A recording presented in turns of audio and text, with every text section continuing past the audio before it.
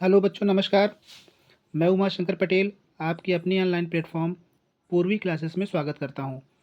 उम्मीद है कि आप लोग अपनी पढ़ाई कंटिन्यू कर रहे होंगे। तो रिवीजन बैच हमारा जो चल रहा है उसमें बहुविकल्पी यानी ऑब्जेक्टिव क्वेश्चन की जो सीरीज हमारी है उसका आज ये दूसरा भाग है। ये भी चैप्टर 5 के ही जीव विज्ञान के जैव प्रक्रम यानी कि लाइफ प्रोसेस का ही एक पार्ट है। ये पार्ट नंबर 2 है। तो समय ख़राब ना करते हुए सीधे आते अपने पॉइंट पे। यदि वीडियो आपको पसंद आ रही हो तो लाइक कीजिएगा, सब्सक्राइब कीजिएगा यदि चैनल पे नए हैं तो, और अपने दोस्तों तक फॉरवर्ड ज़रूर कीजिएगा। तो पहला क्वेश्चन हमारा है, पहला मीन्स 11वां, कि कौन सी बीमारी श्वसन तंत्र से होती है।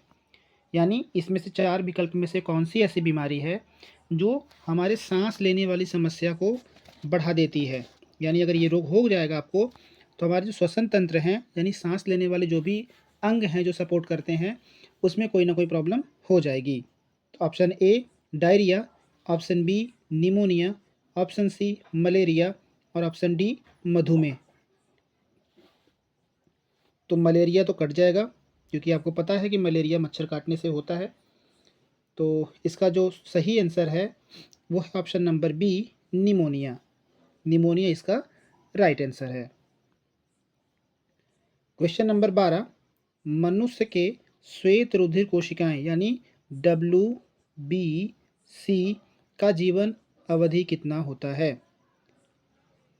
तो आपको पता है कि जो हमारा RBC होता है इसका जीवन काल 120 दिन होता है, जबकि जो WBC है इसका जीवन काल मात्र 12 से 20 दिन के लगभग होता है। यानी ऑप्शन नंबर ए हमारा सही हो जाएगा। प्रश्न नंबर 13, निम्नलिखित में से कौन सा संवहन ऊतक है। एपिडर्मिस, फ्लोएम, जाइलम या बी और सी दोनों। तो इसका सही आंसर है ऑप्शन नंबर डी, जाइलम एवं फ्लोएम दोनों हैं। तो विकल्प नंबर डी सही है, मतलब बी और सी दोनों। अगला क्वेश्चन है, प्रोटोजोआ उत्सर्जी पदार्थों का निष्कासन कैसे करता है। यानी जो प्रोटोजोआ जीव है, एक कोष की जीव हमारा है प्रोटोजोआ। तो ये जो है कि प्रोटोजोआ एक संघ है, माफ़ कीजिएगा, प्रोटोजोआ एक संघ है जिसमें एक कोष की जीव होते हैं। तो ये अपना उत्सर्जन जो पदार्थ होता है, उत्सर्जी पदार्थ, उसको अपने शरीर से बाहर कैसे निकालते हैं। तो ऑप्शन ए परासरण द्वारा, ऑप्शन बी विसरण द्वारा, ऑप्शन सी अवशोषण द्वारा या ऑप्शन डी निष्कासन द्वारा। तो इसका सही आंसर है विकल्प नंबर बी विसरण द्वारा। क्वेश्चन नंबर 15, मनुष्य के आहार नाल में अवशेषी अंग है। अवशेषी अंग किसे कहते हैं। इसकी परिभाषा छोटी सी है कि हमारे शरीर में पाए जाने वाले ऐसे अंग जिनका कोई उपयोग ना हो उसे हम अवशेषी अंग की श्रेणी में रखते हैं। तो option A colon, option B appendix, option C caecum, option D rectum. तो इसका ऑप्शन नंबर बी सही है, यानी कि अपेंडिक्स।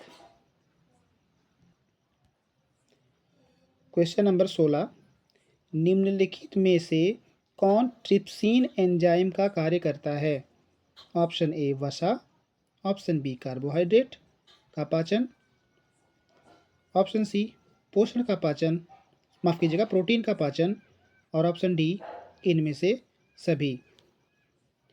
ऑप्शन नंबर ए वसा का पाचन, ऑप्शन नंबर बी कार्बोहाइड्रेट का पाचन, ऑप्शन नंबर सी प्रोटीन का पाचन, ऑप्शन डी इनमें से सभी।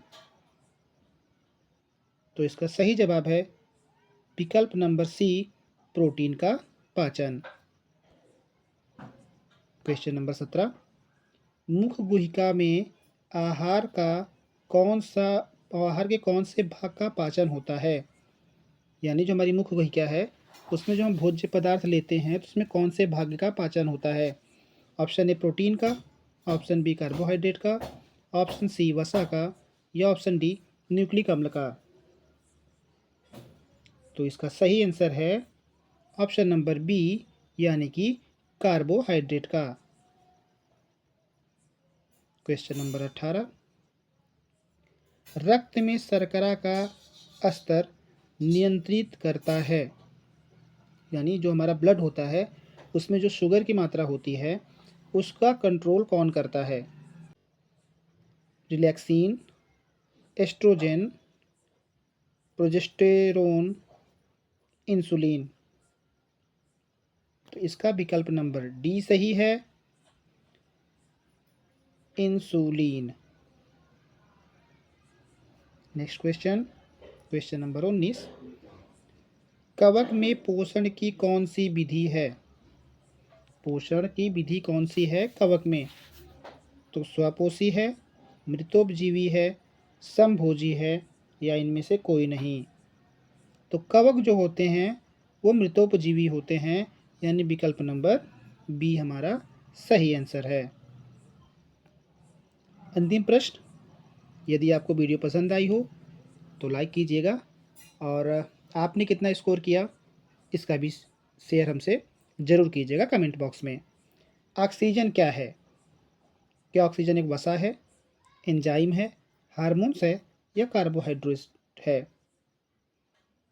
तो हमारा जो O2 है यानी ऑक्सीजन है, ये एक हार्मोन्स है, तो विकल्प नंबर सी हमारा सही हो जाएगा। तो 10 क्वेश्चन हमारे आज के भी पूरे हुए, और इस श्रृंखला में हमने कुल मिलाकर 20 क्वेश्चन सॉल्व कर लिए हैं। तो फिर से एक बार आपसे वही रिक्वेस्ट, तो वीडियो को लाइक कीजिएगा, कमेंट में अपना स्कोर ज़रूर बताइएगा, और क्लास कैसी लगी ये भी मेंशन ज़रूर कीजिएगा। चलिए मिलते हैं आपकी अगली क्लास में, तब तक के लिए नमस्कार।